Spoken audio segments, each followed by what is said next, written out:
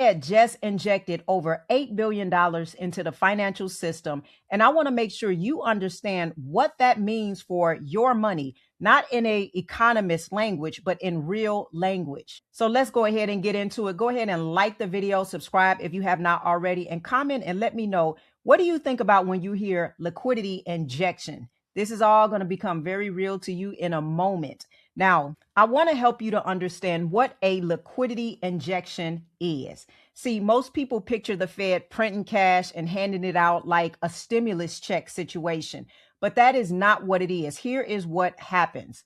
Think about the banking system like a network of water pipes running underneath the city.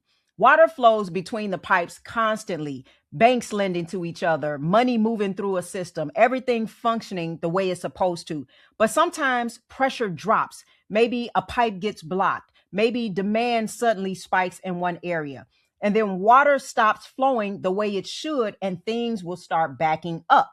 The Fed is the pump. When the pressure drops, they step in and they push water back through the system so everything keeps moving.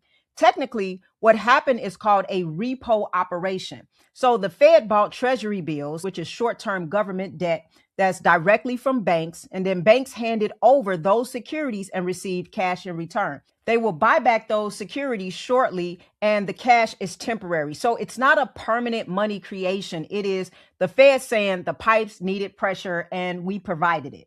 Now, here's why that matters for you specifically. When banks cannot move money freely between themselves, something tightens downstream. Lending will get harder. Borrowing costs creeps up.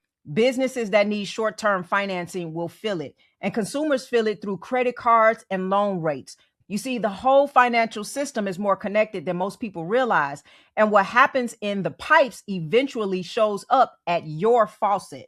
The fact that the Fed felt the need to do this tells you something. You don't just pump $8 billion into a system that is running perfectly fine. So why did the Fed do this, and what does it signal? That's what I want to explore, because the Fed, again, doesn't do things like this randomly. Right now, the financial system is navigating a very specific kind of pressure. Oil prices are rising because of what's happening in the Middle East. When oil goes up, inflation expectations go up with it. When inflation expectations rise, the chances of the Fed cutting rates go down. And when the rate cuts get pushed further away, money gets more expensive to borrow and the system starts to strain. That strain is what you're seeing reflected in this injection. But here's what I really want you to understand. There is a difference between the Fed saying everything is fine and the Fed's actions telling you something different.